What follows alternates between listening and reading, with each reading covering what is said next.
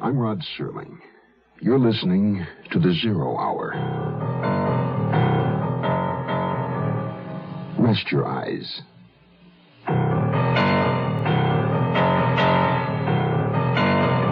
Exercise your imagination. This week, Bill S. Ballinger's best-selling novel, The Pursuit of a Damned Couple. The wife of the red-haired man. Starring Patty Dugaston, John Astor,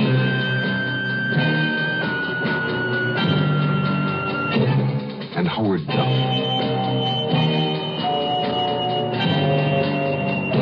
In Elliot Lewis's production of The Zero Hour.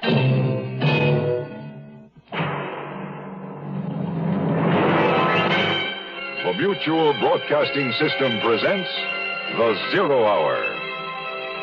Sponsored in part by the makers of Quaker State Motor Oil and National Presto Industries. This is The Zero Hour on Mutual Radio.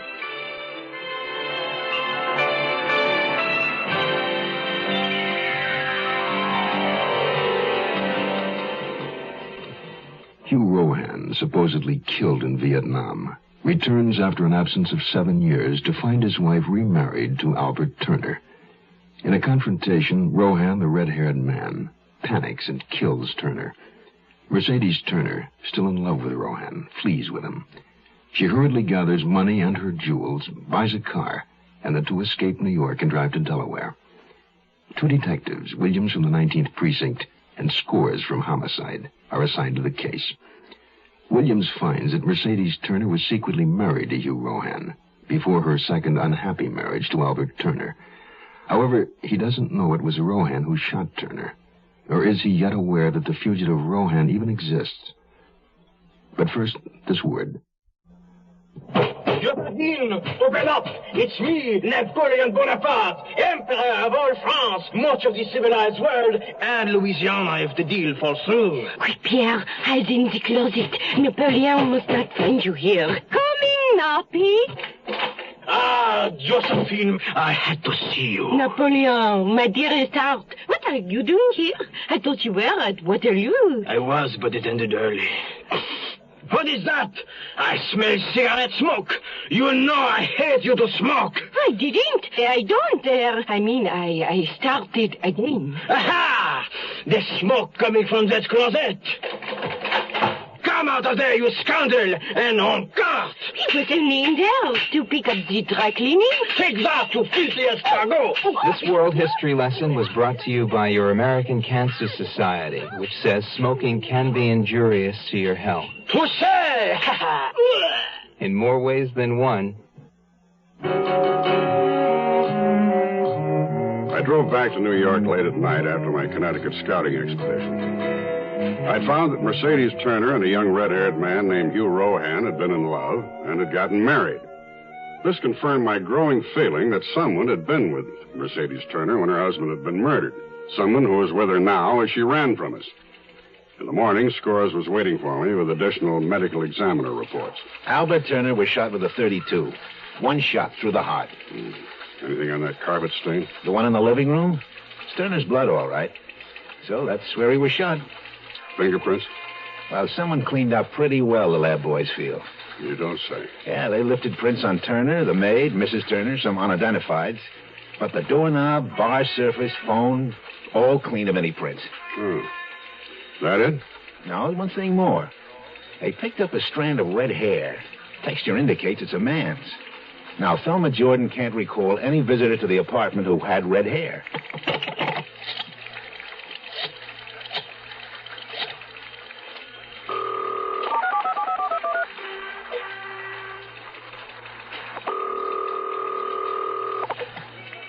Hello? Miss Battles? Yes? This is Detective Williams from the New York City Police. I spoke to you yesterday. Mr. Williams, the paper says murder. You didn't say anything about murder. Mrs. Battles, tell me, after Mercedes' father annulled her marriage to Hugh Rohan, what happened to Rohan? The war happened. He went to Vietnam. And what then? I don't know. I guess he got killed over there. Why do you say that? Because Mercy loved you, no matter how her father felt. If she remarried, it was because Hugh Rohan was killed in the war. All right, Miss Battles. Thank you for your help. We found a strand of red hair belongs to a ghost. Yeah, right. On the phone yesterday, you said she went to the bank first thing in the morning. Mm-hmm. Withdrew $4,500 cash. Collected maybe $50,000 in jewels from her safe deposit box. We got a description from the insurance company. And her mink coat, another $8 or $9 grand? Yeah, probably. All right, send a description of the jewelry to all jewelry stores and pawnbrokers within 2 days' drive of here. And check out the sale of every new or used car within a couple of hours' drive from here. You think she bought a car? Yes, and I think she's going to start selling her jewels, and I think she's got a red-haired male companion. The ghost, huh? Right. I think she's traveling with a ghost. We woke to clear, sunny skies, and Hugh seemed more cheerful than the night before. I wanted him to tell me more about what he'd said. That he was a convict. An escaped convict. Whenever I tried to ask him, he'd sense what I was about to say and avoid me. After breakfast, we drove to Fredericksburg, where we were married. Then we found another small vacation cottage nearly deserted by the season. You'll tell me what happened when you want to. Or not at all. I love you. I have since the day we met. I always will, no matter what. Oh, Mercy. Mercy. Look, someday I'll tell you. Someday. But not just now. Not yet. I'm sorry. I didn't mean to cry on our wedding day. Well, you did last time. Yeah, I did. Because I was so happy. Come on, let's go inside. Not yet. I want to drive to the drugstore. What you told me last night. What the police might have found. We have to do something about your red hair. Yes. Then even if they're looking for two people, it won't be us. I'll be right back. You wait inside. Morning, Mr. Thompson. Sure is cold this morning. Cold? It must be 94 in the shade. I mean it's cold inside your car's engine. Well, why didn't you say so? You didn't ask. Well, just tell me how my engine can be cold on a sweltering day. Glad you asked. When you start a car first thing in the morning, your engine is cold. Well, that's true, but so what? A cold engine does a bad job of burning gas. It can make soot, dirt, and acids form in your motor oil, and they can sure damage an engine. What can I do about it? Glad you asked. Instead of asking for my cheapest oil, you can start using a quality motor oil, Quaker State. Nothing finer than Quaker State. It's made scientific to neutralize acids and to hold solids suspended, so they don't gouge out your engine. Well, thanks for telling me, Caleb. Down a quart, Mr. Thompson. Quaker State? Well, yes. Why didn't you give me Quaker State before? You didn't ask. Quaker State your car to keep it running young. We'll return to our story in a moment. Life is a thread, one delicate dream. Don't stretch it, don't break it. For life can be long and life can be strong, and that's the way to make it. Problem drinkers who drive cars were responsible for the deaths of 18,000 people last year. Men, women, children, babies, and very often themselves. More than 40 people every day. Life is a thread, one delicate dream. Don't stretch it, don't break it.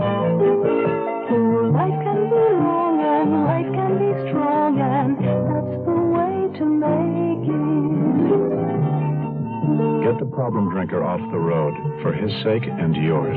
Write to Drunk Driver, Box 1969, Washington, D.C. We'll tell you how you can help. A public service message on behalf of the U.S. Department of Transportation. I'm not a man who believes in ghosts. I recognize that things happen which can't be explained, and I accept the fact that not everything is written out in capital letters so even a small child will understand. But when the lab finds a single red hair from a male human, then a male human with red hair was in the room where that hair was found. Yet all our information led us to the conclusion that the man in question was dead. But there was still an unexamined part of Mercedes Turner's life. Neighbors named Layton, who lived in the apartment above. Well, you can imagine our surprise. We'd been up in New Hampshire skiing, and we hadn't heard any news. And then on the way home today, we heard about it on the radio. How well did you know the Turners? Oh, casually. You know, you see them in the elevator and say hello, or they get out of a cab you get into. Mr. Turner was shot Thursday night. I believe you were here in town then. Yeah, we didn't leave until Friday afternoon. Well, sometime around midnight. We're not sure the exact time. Did you hear a revolver shot? My husband's a perfectionist about his hi-fi. We wouldn't have heard anything because this apartment's soundproofed. Uh-huh. What did you think of the Turners as people, as a couple? Mrs. Turner is a beautiful woman. I don't know about him. Oh? Polite enough in the hall and lobby, but I never really liked him. Had a feeling he could be pretty unpleasant if he wanted. On the day of the shooting, or that night, did you see any strangers around the building? Oh, in New York, everyone's a stranger. How do you remember them? Only if they're acting suspiciously or if someone's different. For instance, last Thursday in this neighborhood, did you see a man with red hair? Real red hair. Well, yes, I saw him. What was he doing? Walking down East Vanders in the rain. That's all, just walking and looking around as if he were searching for an address.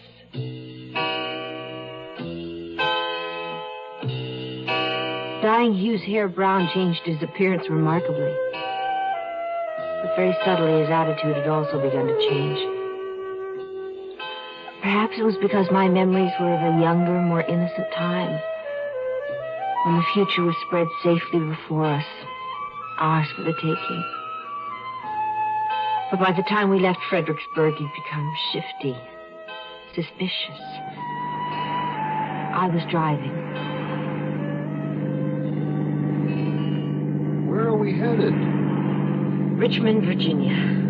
Why didn't we stay where we were? What was wrong with Fredericksburg? We can't stay in one place too long, and we're too close to New York, and we need money. What's needing money got to do with driving to Richmond? I have to begin selling my jewelry, Hugh. I don't want to do it in the same town where we were married. You're smart. I worked, you know, while you were gone. I had a good job before I married Albert. I made decisions. I functioned on an executive level. Better being stuck with me, is that what you mean? No, that's not what I mean. I love you. You know that. You must know that. Why else are we together? We're going to stay together. I'll take care of anyone who comes between us again.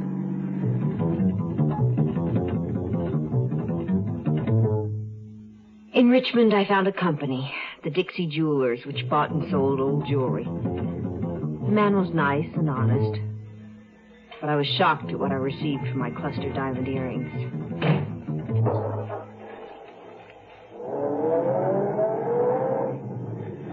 How much did you get? $600. They were insured for $3,500. Where are we going now? You decide. You tell me where you think we should go. Mexico? We can get into Mexico and live there together. They'd never find us. Do you speak Spanish? No. Well, I don't either. You'd be terribly conspicuous. Well, then you decide. You pick a place. Just so we're together, that's all I want. That's all that's ever mattered to me. Do you think everything's going to be all right? Why do you ask? Aren't you sure? I don't know.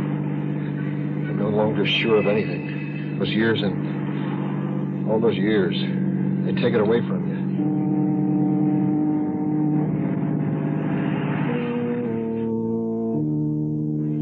Police work takes a lot of sweat and a bit of luck.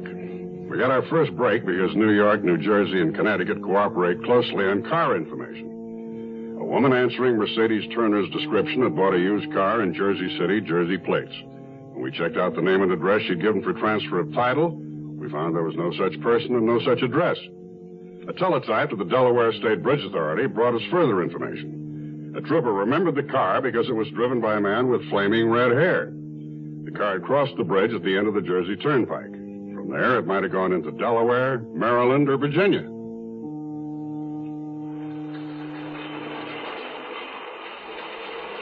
I put out the car description and the Jersey plate numbers. Good. So there really is a red-haired man, huh? No ghost, a real live person. Hugh Rohan. I checked the registrar at his college. Annixter? Right. Got his records. Applied for entrance 1964 pre-med. Excellent grades, high school, Germain, Illinois. Lacking credits in Latin and chemistry, admission denied. Which isn't unusual for students from small-town high schools. Well, how'd he make it up? Tutoring, usually. And that's what happened to Rohan, huh? No, didn't have the chance. Wasn't in school, so he was eligible for the draft. Oh, lousy. Instead of going to Annixter, Rohan went to Vietnam. Some gifts don't do anything, but Presto gifts do almost everything. Presto gifts, they do things for a woman. Give her the famous Presto pressure cooker. It'll cook a surprising number of things for her surprisingly fast. 3 times faster than pots and pans. Presto gifts, they do things for a woman. Give her Presto's jumbo fry pan. Big enough for a complete dinner for 8. And the handles are removable, so it's easy to clean and store. Presto gifts, they do things for a woman. Give her an easier way to broil. The brand new Presto vertical broiler broils both sides at once, then comes apart for easy cleaning. This year, give the gifts that do almost everything. Give Presto gifts. Presto gifts, they do things for a woman. The Zero Hour continues after this. Once upon a time, there was a beautiful forest where everything was all lovely and green and peaceful. Sunlight fell in ribbons of daylight through its trees. Birds flew in the quiet air above it. Deer and rabbits found secret hiding places to play, for it was truly a beautiful place. And then one day, into this beautiful emerald forest, a new creature came, a creature called man. And man brought with him fire to warm him against the night. Only with his fire, man did not bring caution, and the fire got away from him suddenly. And the beautiful forest was no more. And yet there might easily be a different ending. For if man is careful with his fire, he need never say, once upon a time, there was a beautiful forest.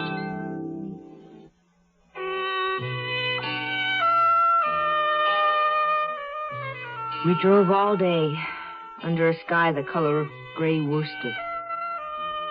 Occasionally the wind tore narrow rifts through the overcast for a watery sun to peek through. We stayed that night at a motel. Our room was as impersonal as a rented locker. We tried having a drink to help us forget everything that had happened. It didn't work. You sorry you came? No. I had to come. You can't be sorry for what had to be.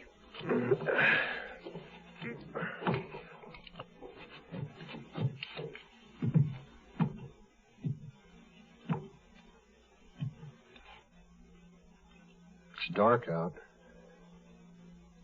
Yes. What are you listening for? Do you believe in extrasensory perception?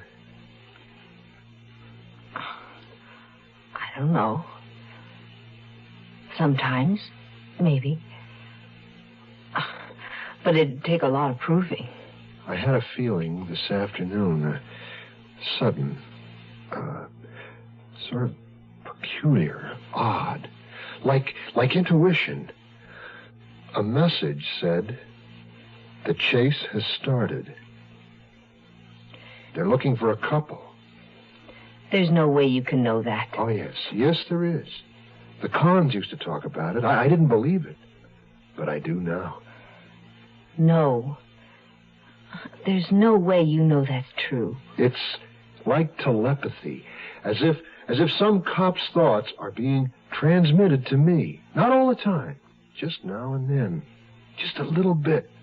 Now and then.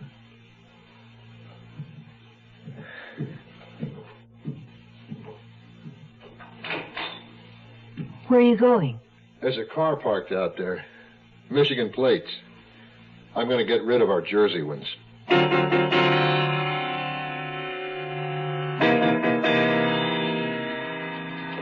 Here are the records and Rohan's prints from his Army induction. Disappeared on a patrol in Vietnam in 1965. Missing in action, presumed dead. We get anything on our wanted flyers? I think we did, Will. A couple of days before Albert Turner was shot, 3 cons broke out of Bodo prison in Canada. Now, 2 of them were recaptured, but 1 is still at large. And that one's got red hair. What name? John Red Cargill. Seaman's papers. 3 to 10 for false passport, illegal entry, and smuggling. He'd served 7 when he split. Cargill's prints match Rohan's. Picture of Cargill? Correspondence Bureau received a telephoto copy of him from Montreal. Right here. Yeah. It's funny. I knew he'd look like this. Good features, clean cut, sensitive mouth, eyes. I could see him in my mind. Yeah. Guy like that, 7 years in prison. He'd probably crack open pretty easy. But, well, the trouble is, we don't really know if he shot Albert Turner. Rohan and the Clinton girl were married when they were kids. Her old man annulled the marriage. Wait a minute. And the woman's safety deposit was opened. What's the matter with spelling? This list of contents. Insurance policies, empty silk jewel case, title to co-op. Here we are. Why would she keep an empty envelope? Oh, probably she didn't bother to throw it out. Or maybe there was a return address on it. Who are you calling? Banner's, DA's office. Find out if there's a name and address on that envelope.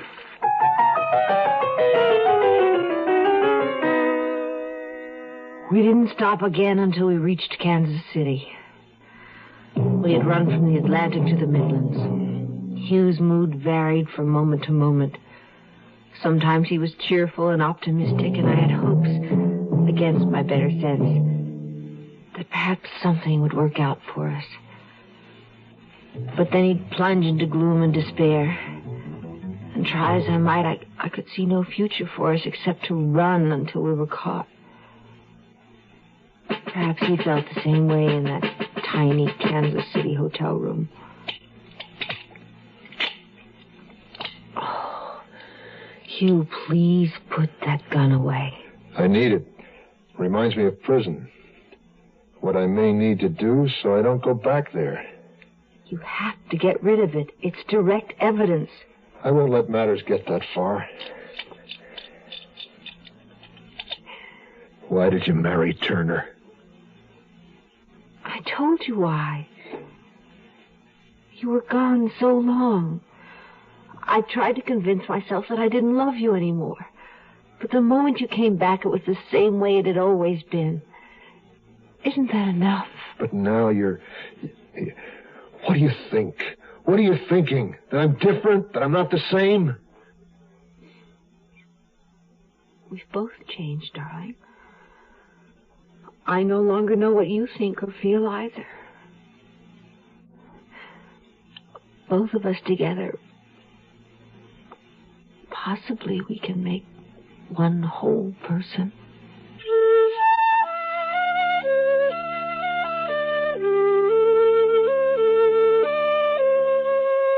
Banners in the DA's office gave me the name on the empty envelope we'd found in Mercedes Turner's safety deposit box, Sayer and Bates Attorneys. I talked to Arnold Bates, a junior partner. He was very cooperative. He told me he'd handled an Enoch Arden decree for Mercedes Clinton against Hugh Rohan not quite 2 years earlier. The marriage had been secret, and Mercedes Clinton Rohan had wanted the decree kept secret.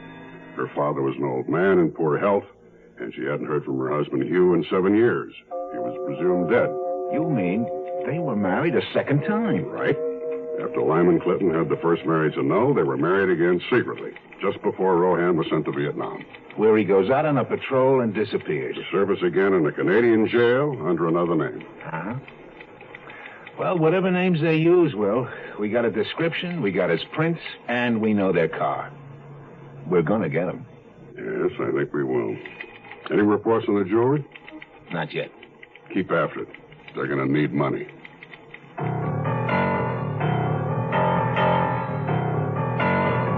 During the day. For tonight, the temperature for Kansas City and vicinity should dip to 39 degrees. It will be cloudy tomorrow with a chance of snow flurries. How long are we going to stay here? Oh, another day or so. Gotta move on. Get out of the country. We need money to do that. Hugh, don't the police get reports on pawned articles? Yeah. So I've heard. Instead of pawning my things, I'll run an ad in the paper and sell them myself. That's dangerous. No, I don't think so. Kansas City is a big place. The police won't pay any attention to a newspaper ad. And then we'll move on? Yes. Hugh, I promised I wouldn't ask you about prison, and I'll keep that promise. I don't want to talk about it. But we must get out of the country. To do that, we'll need passports. Well? Do you know anyone? Someone who could get us passports? In prison, I knew... We have to leave the country. Yeah. Yeah. I know someone who might. But, it's expensive. We'll get the money. We have to buy passports. I think we've run as far as we can.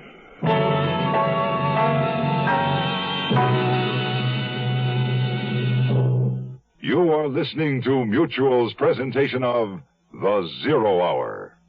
VISTA means Volunteers in Service to America. I started out as a business major in college. I graduated as a business major. I got into VISTA because I wanted to really do something. I chose this as my line, and when getting into it, it changed my whole life. I went through cultural shock. I found out what types of people really need the help and what's really happening in our country in the back areas. There is so much to be done, but I could say that if a person anywhere has an interest in doing something, there are programs for them. VISTA is one viable means, but there's so many ways of really getting involved with people. VISTA gave me my first start to work with the problems happening in this country and to really get down to earth and work with the people that need it. Volunteer for VISTA. VISTA is one part of action. Action is doing something. There is something you can do. Get into action.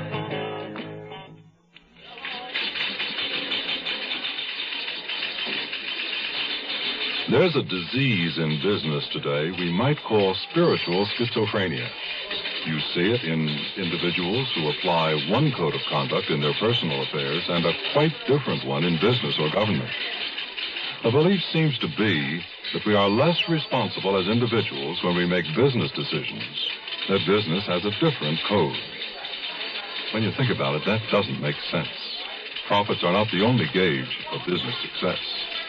Business doesn't change the priority of values.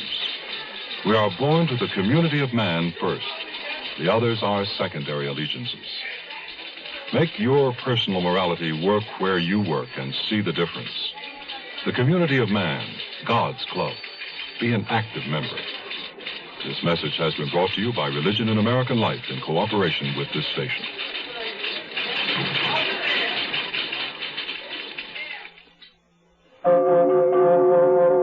Tomorrow at this time, rest your eyes and listen here to this week's continuing study in suspense, The Wife of the Red-Haired Man. I'm Rod Serling.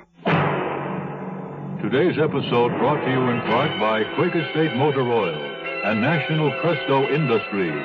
This is the Zero Hour on Mutual Radio.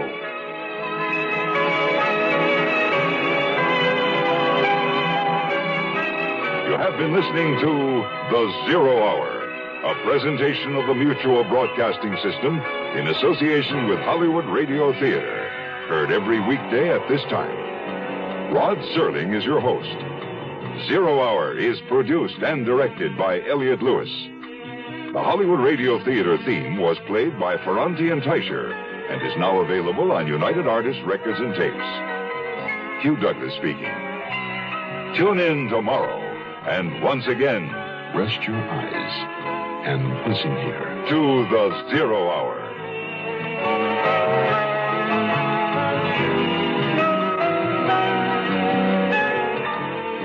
This is the Mutual Broadcasting System.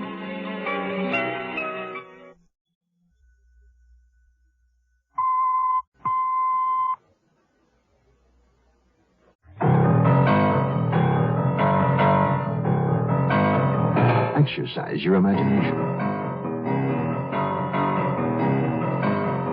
This week, Bill S. Ballinger's best-selling novel, The Pursuit of a Damned Couple. The wife of the red-haired man. Starring Patty Duke-Aston, John Astin, and Howard Duff. In Elliot Lewis's production of The Zero Hour. The Mutual Broadcasting System presents The Zero Hour. Sponsored in part by Contact and the makers of Kodak cameras. This is The Zero Hour on Mutual Radio.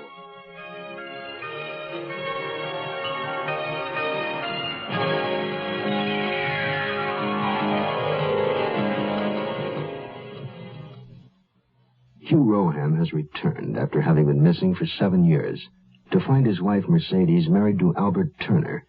In a confrontation, Rohan panics and kills Turner. Mercedes, still in love with the red-haired man, flees with him, paying for their escape by selling her jewels.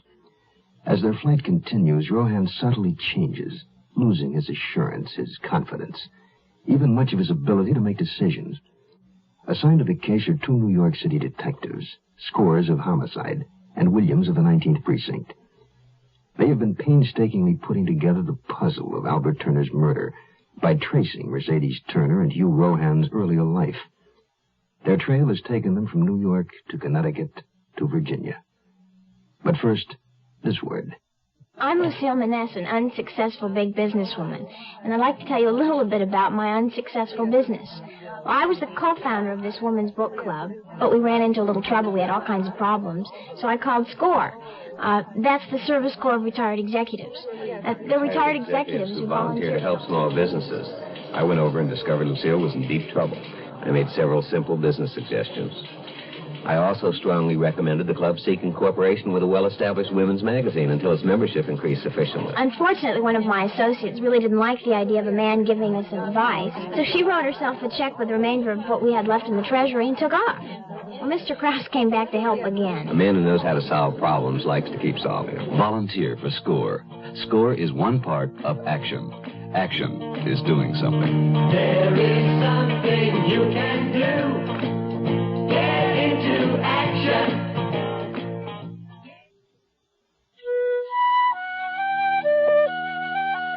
Time is what's needed in police work.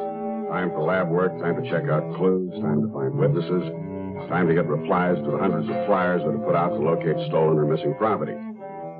2 weeks after Albert Turner's murder, the Missing Property Bureau called me regarding a batch of jewelry bought by a New York wholesaler. One of the items was a pair of diamond cluster earrings sold to the New York outfit by a shop in Richmond, Virginia.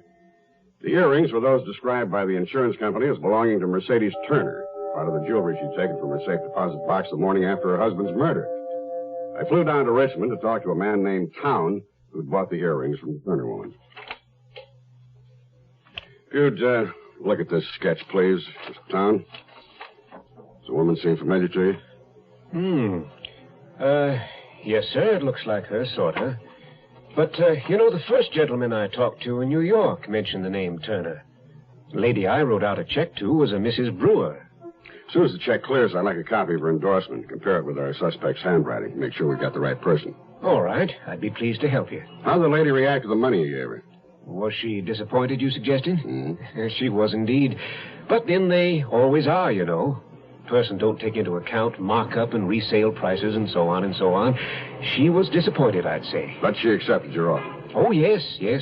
We have a good reputation, whether she knew it or not. I offered her a fair price, and after a few minutes of debating with herself, she accepted the check. Was she alone? Or was there a man with her? She was alone, sir. If someone was with her, he stayed outside because she was alone.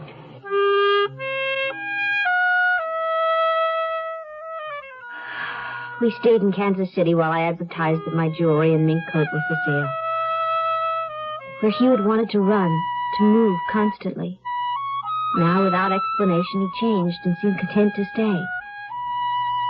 Not content, perhaps, but at least no longer argumentative. Then one evening, we were sitting in our room having a drink together, when suddenly he began to talk about what had happened. Stupid. You see, I always wanted to be a doctor. All my life. To help people, not kill them. Well, you know war. You see things. There are things you have to do. Terrible things. Brutal, awful things. The Army reported you missing in action. Then, after a few years, they told me you were presumed dead. Well, what happened was, see, this one day, we were out on a search and destroy. I was on one flank, and it was all quiet and pretty. I remember a jet, a passenger jet, Air France, I think, flying overhead, filled with civilians going about their peaceful business. And what happened that day, honey? All hell broke loose. I don't know. They must have been waiting for us. I got separated. I couldn't find anyone. The air was black. Men screaming. Did you ever hear a man scream in pain? No. You see, it's not that I was yellow, but all that blood and terror, pain. I left there. I just wandered off. The Army didn't find you? No way. I was like an animal, crawling through the jungle, hiding, afraid for my life.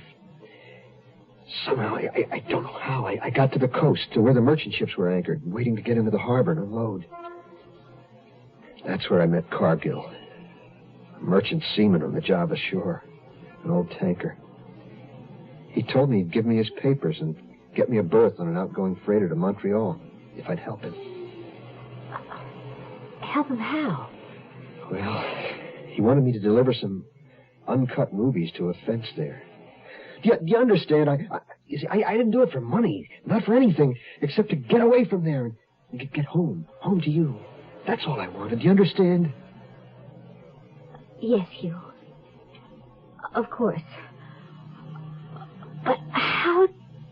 Exactly. How? That's where it all comes apart. I was caught before I made the delivery. Cargill hadn't given me a package of rubies. I was carrying heroin. Didn't you tell the police? No. I kept Cargill's papers and shut up. You see, I thought I'd serve my time and not tell anyone, not even you, till it was over. And then we could go away somewhere, and I'd take another name. I'd study medicine and be a doctor, the way I always wanted.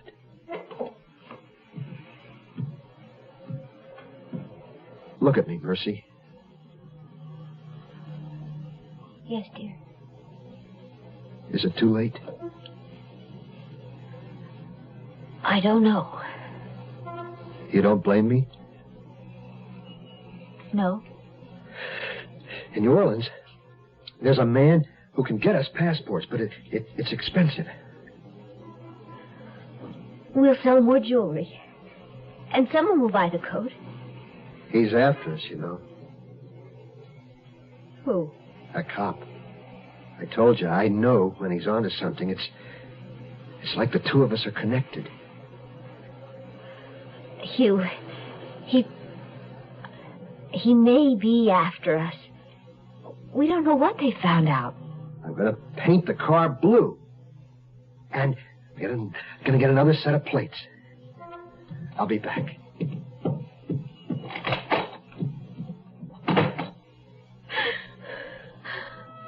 Oh, please.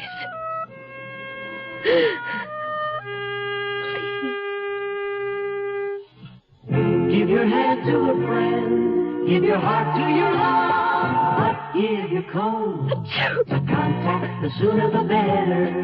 Hey, I'm back. How's that cold? Rotten. Get the contact? I got everything. Contact, cold tablets, and this liquid. Oh, no. Honey, it's all cold medicine. Well, sure, but it only takes one contact for up to 12 hours, continuous relief from sneezing, drips, congestion. For that, I'd need 6 of your cold tablets. 2 every 4 hours. Or 3 ounces of nighttime liquid. 1 every 4 hours. Or just one contact. The tiny Tide pills do it. Well, it's all cold medicine. Those others contain antipyretic analgesics.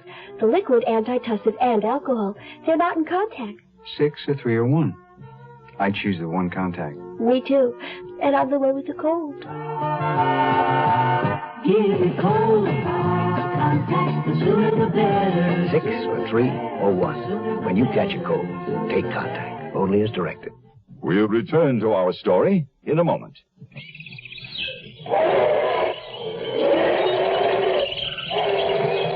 Adam, where are you? Up here, Eve, and I'm very busy inventing things. Big deal. I invented something, too. What? Shoes. What are shoes? Watch this. I just slipped them on, and they keep my hands warm. Hey, that's great. Want to see what I invented today? Not that fire bit again. Don't worry. Now I know what fire is for. What are you putting in your mouth? You remember that paper stuff I invented? Well, it's wrapped around some chopped up leaves I call tobacco. You're weird, Adam. I set fire to the tobacco thing and puffing the smoke. What's wrong with your invention, Adam? Lots of things. With that fire thing, you're hot stuff. You know something, Eve? I think you just invented the first bad joke. This history lesson was brought to you by your American Cancer Society, which says smoking is a drag. After we recover the earrings, I guess Mercedes Turner would confine future sales to private parties. If she'd been as upset as the jeweler described her over not receiving a retail price for her merchandise, she'd advertise and take her chance on private buyer sales. That would also apply to her fur coat. One thing for sure, they were going to need all the money they could get their hands on to keep running. I judged they might have gone south from Richmond. I figured it was more likely they'd head west to get as far away as possible from New York. I arranged with the Bureau of Information to subscribe to a clipping service covering 18 cities. Places like Louisville, Kansas City, St. Louis, Oklahoma City, through the area where I figured they'd most likely be. We wanted to look in the personal columns of those local newspapers at items for sale. There was a 3-day lag before the first clippings arrived. Scores and I began wading through a box of the stuff. Oh, boy. Never realized so many people had so much stuff for sale. Wearing you down, huh? Well, it's beginning to, Will. Oh, look at this. Watches for sale. Also necklaces, bracelets, pendants, brooches, earrings. Anything your heart desires is from sale, from coast to coast. And this. Mink coat. Turner won't have a mink coat. No name or address in the ad, just the Jefferson Hotel, Kansas City, room 1417, and the hotel phone number.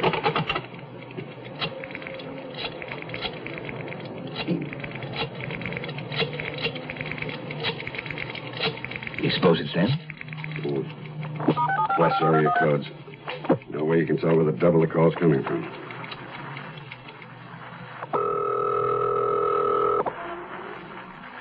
You're nervous, Will. Yep. Good morning, Jefferson Hotel. Room 1417, please. Will you hold? That line is busy. Yes, I'll wait. They ringing? Yeah, room phone's busy. I'm on hold. Why don't you pick up the extension? Yeah.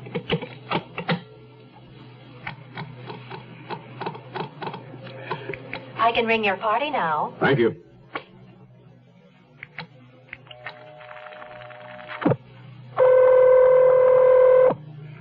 Hello. Room 1417? Yes? You the party offering a mink coat for sale? No. There was an ad last Sunday's newspaper advertising a fur coat for sale. No, I don't know anything about it. I just checked in last night. Sorry. Oh, I see. Well, get the hotel operator for me again, will you, please? Yeah, sure. Operator, may I help you? Yes, operator. This is the New York police. Who was the party checked out of room 1417 yesterday? One moment, sir. I'll check that for you. You think it was them, huh? Almost sure. Sir, The party registered as Mr. and Mrs. Y.V. Garfield, North Sneedham Drive, Detroit, Michigan. Thank you, operator. Okay, I'll check it out with Detroit. 8-5 and even, they're phony. I'll get some more information from the Kansas City cops.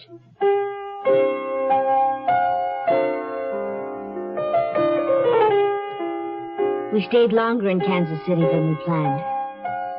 We moved from hotel to hotel, running ads in the paper, and I sold off my jewelry piece by piece. Winter held Missouri in a bleak embrace.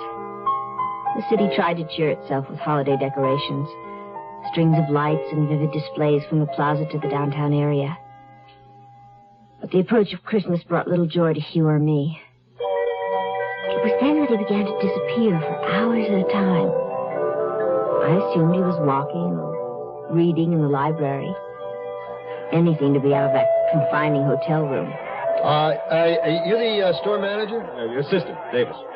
The sign in your window for help? You need a stock boy, $2 an hour. I'll take it, Mr. Davis. What's your name? Tufts. All right, Tufts. Full or part-time? Part-time, but as many hours as I can get in. The stock room's downstairs. Report to the chief clerk. Get a time card, punch in and out. You'll be paid every day. Thank you, Mr. Davis. Y.V. Garfield and wife, North Sneedham Drive, Detroit, didn't exist. No such persons, no such address. The KC cops furnished us with a description of the couple which fit, loosely, Rohan and Mercedes Turner, except no red hair. But I'd already figured he'd have dyed it by now. Scores and I brought our chiefs up to date, and an hour later we were on a plane to Kansas City. You think he's still there? Well, if not, we'll pick up the end of the string. Well, if they have busted out, where do you suppose he might be heading, Well, Mexico? Oh, she's too smart for Mexico. Dug her out of the country, somewhere they speak English, England, Australia, New Zealand. Well, maybe not England. The cops are too good there. Hey, I think they still got the same car. Last we heard was a gray compact, Michigan plates. That might mean something. What? In Virginia, they use New Jersey plates. In Kansas City, they have Michigan plates. Might change again, huh? Yeah. Kansas City, Missouri, just across the river from Kansas City, Kansas. My hunch is they'll pick Kansas plates. Less obvious? Exactly. Mercedes Turner's a cutie. Plenty smart. Not too sure about Rohan. You really zeroed in on him, didn't you? From the beginning, before there was any proof, I knew he was there. I just knew what he looked like. A bit how he thinks. He's our best bet. The weakest? Yeah. Yeah, put it like that. Rohan's intelligent, but he's emotional. Poor controlled. He's going to break sooner or later. It's more of a drag than an asset. If Mercedes Turner were all by herself, that'd be another story.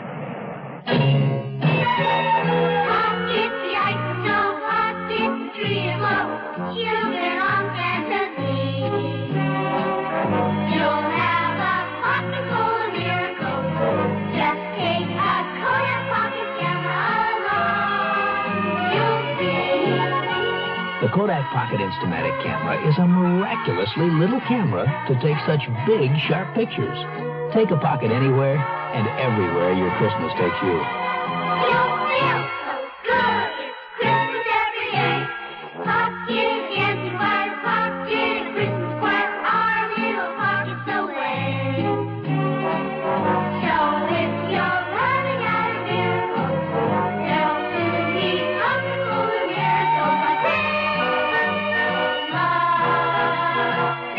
Kodak Pocket Camera. For less than $23, we couldn't wish you more for Christmas. The Zero Hour continues after this.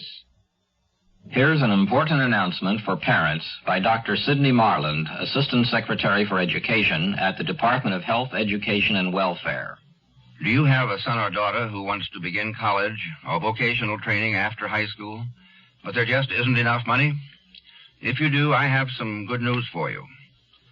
The United States government has a new program called Basic Grants to help pay for tuition, books, fees, and other expenses. The money is for full-time students enrolled for the first time at colleges or at vocational schools, technical institutes, or hospital schools of nursing. The money is a grant, not a loan. Your son or daughter must have a good education to get ahead, so don't let the lack of money stand in the way. Inquire about Basic Grants. Get an application at your post office today, or write Basic Grants, Box 84, Washington, D.C., 20044. Gradually, I sold off the jewelry, and we began to accumulate the money we needed to get our passports and arrange for passage out of the country. Hugh, meanwhile, continued to disappear each day. But I must confess that it was easier not having him underfoot in each of those small hotel rooms we occupied.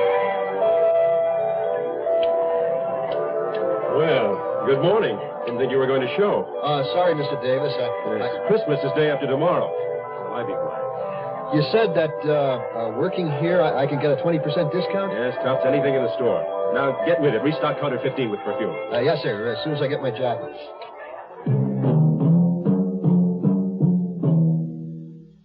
We arrived in Kansas City before noon. The local cops gave us plenty of cooperation. We started checking hotels, big and little, good and bad, a million of them. At some of them, they remembered a couple staying a few days, running an ad to sell jewelry, then checking out. At the Jefferson, there was an unclaimed letter for the Garfields from a Mrs. Arms, return address in Kansas City. I went to check it out, but nobody was home. Downtown garages were covered for a 3-year-old gray compact with Michigan or Kansas plates. By then, it was dark. Walking to our hotel, I passed a big super drugstore. I needed some things, went in, walked back toward men's toiletries. Can I help you? Yes, I need a shaving kit and some blades. How about a new electric razor? Just blades, cream, aftershave. Something wrong? The man over there by the perfume counter. From the stockroom. Has he been here long? Most of us are extra help for the Christmas rush. Is there anything else? No, I don't think so. Hey, where'd he go? Why, back to the stockroom, I guess. Where? Where's that? In the basement. Hey, your things! Don't you want them? A guy just come through here? Yeah, tops like a rocket in his tail, same as you. Which way? The alley.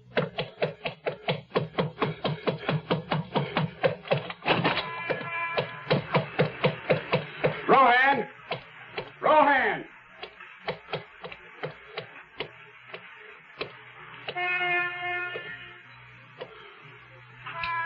Lost him.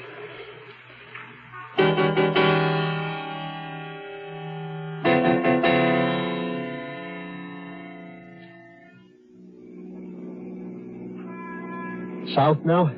Yes, New Orleans, I guess. not directly. Where's the map of Louisiana? In the glove compartment. It isn't. Oh, I remember I had it in our room at the hotel. We'll get another one. If the policeman had tried to arrest you in the drugstore, what would you have done? Shot him. Would that have helped? There'll always be another. I'll get as many as I can. Let me see the gun. Okay. Be careful. How many shots? 7. 1 in the chamber, 6 in the clip. Hugh, look, a truck stalled up there. Left his lights on. No one around. He probably went for help.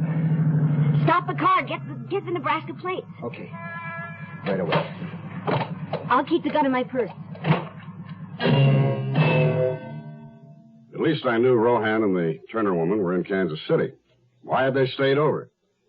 Well, I figured she was still trying to sell more jewelry. I beat it to the newspaper office. They were making up the morning edition. There was an ad, as I expected. Trowbridge Hotel, room number, with a diamond bracelet for sale. When Scores and I got there, we'd missed them by half an hour. The local cops and the highway patrol sent out an all-points bulletin. Meanwhile, I went out to see Mrs. Arms, who wrote the unclaimed letter. She was at home now. Pleasant-faced woman, mixed gray and blonde hair, living in a big, comfortable fieldstone house, log burning in the fireplace. Why, yes, I went down to Mrs. Garfield's room at the hotel.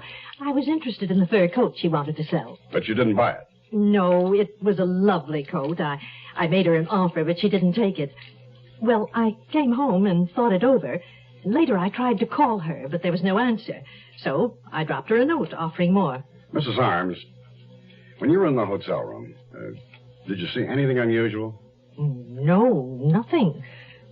Pieces of luggage, clothes, toilet articles on the dresser. Think. Please try to remember. It may not seem important, but anything other than personal items. Well, now, let me see. There was a writing desk, something on it, a red cover, blue and white letters, folded, a map, Of what, Mrs. Adams? What map? Let's see.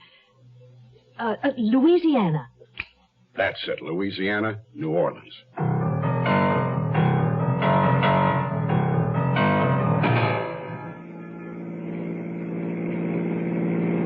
What town is this? I don't know. How far are we from Kansas City? About 40 miles. I'm worried. They must have roadblocks up further down. We just keep going until we hit them. No, wait. That bus in front of the cafe. Hugh, let me off here, middle of the block. What for? I'm catching that bus south. We have to split up here. It's the only way to get through. Wait a minute. No. Take this money. Meet me in New Orleans. The old hotel on Tupelo Street. Use the name Graham. When? Christmas. Be careful. You are listening to Mutual's presentation of The Zero Hour. Be prepared. Are you ready to get going? Be prepared. Are you ready to take the lead? 'Cause if you ain't, who'll take care of the futures of our sons? Well, let me ask you now, who's gonna tell them about the pusher man? Who's gonna show them how to clean the land? Who's gonna tell them why they shouldn't drop out? Who's gonna show them what it's all about? You know you can if you want to. You can if you want to right now. Well, let me lay it on you. Well, let me tell them, you know, if you're 18 or older, you can help a lot of guys be prepared by being a leader in scouting. I mean it, fella, scouting today's a lot more than you think. Be prepared. Are you ready to get bold? Be prepared. Are you ready to take the lead? 'Cause if you ain't, go help teach our sons to be prepared. A message from the Council for Financial Aid to Education and this station.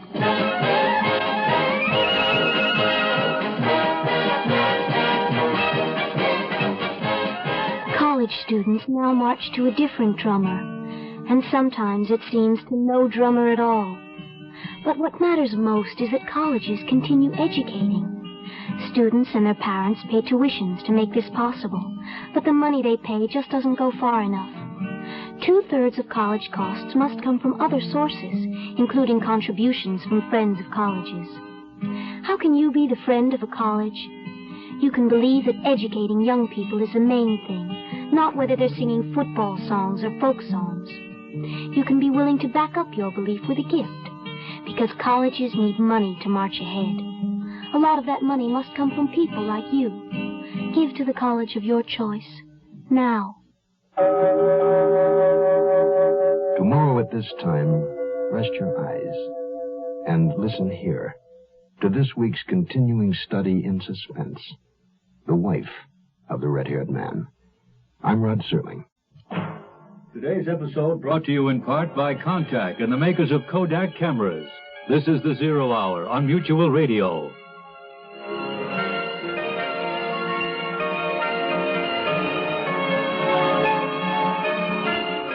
You have been listening to The Zero Hour, a presentation of the Mutual Broadcasting System in association with Hollywood Radio Theater, heard every weekday at this time. Rod Serling is your host. Zero Hour is produced and directed by Elliott Lewis. The Hollywood Radio Theater theme was played by Ferranti and Teicher and is now available on United Artists Records and Tapes. Hugh Douglas speaking. Tune in tomorrow, and once again, rest your eyes and listen here to The Zero Hour.